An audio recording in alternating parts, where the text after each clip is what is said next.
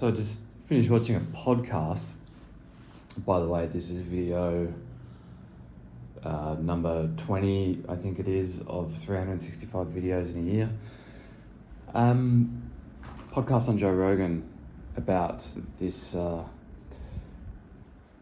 think he's a physicist. He was a physicist for NASA at some stage. Anyway, very interesting. Hard to comprehend because there's so much in there that is hard to get with your conscious mind, but essentially what he's saying is that reality is a video game. A lot of people have thrown this idea around in concept, but what he's saying is that it is actually possible to do things like remote viewing and slip in and out of different realities, is what he's saying, where you can start to like download information, or what he called use your intuitive mind, where you're sort of starting to predict things that are about to happen or what the next right move is, rather than it being a very logical type of worldview. So I don't know entirely. I watched the whole thing. It was almost 3 hours. It's hard to prove what he's saying and to not prove what he's saying. They talked about a whole bunch of things, and basically what he's saying is that through things like meditation, that you can start to, I guess what he's saying is, make contact with this other realm or consciousness that's as real as this one, and that you can spend sort of time in that, a bit like the Matrix basically. People in the comments saying, this is the architect from the Matrix, and then someone's commenting and saying, yes, but he's the architect of the Matrix based on your intuition and not through actual mathematics. So it's pretty hard to sort of comprehend a lot of what this guy's saying. And what he's saying is almost incomprehensible in a way. Like, you're not going to really grasp it. What with this physical environment or your linear mind, like what he's saying is that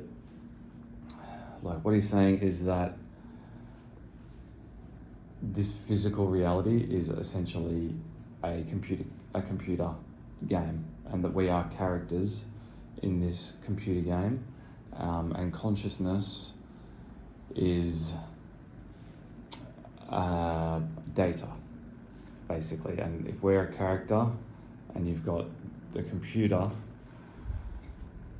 that creates this, what we think is a physical reality, and like that's sort of not the argument, but the theory that he's used is, if we're inside a video game, we would never know that it's a video game because it just feels real, so to speak. So like, yeah, what he's saying is that, yeah, same sort of thing. Like, if you're in a video game, how would you even know? Like, it feels physical and feels 3D, which it is, but if we're in a video game, how do we, oh God, it's so hard to comprehend. Like, we don't know what we don't know. Like, if we're told this is real, we're told this is physical, and that's all there is, and if we don't see any evidence of anything else, then this is the only reality.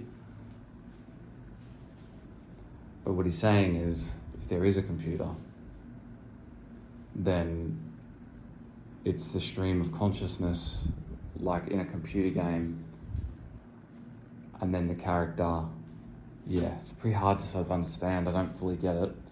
I feel like you could go fucking insane if like you spent too much time trying to work it out. But like, what he's saying is that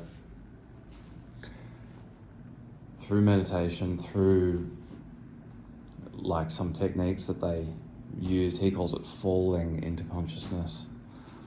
You can start to have contact with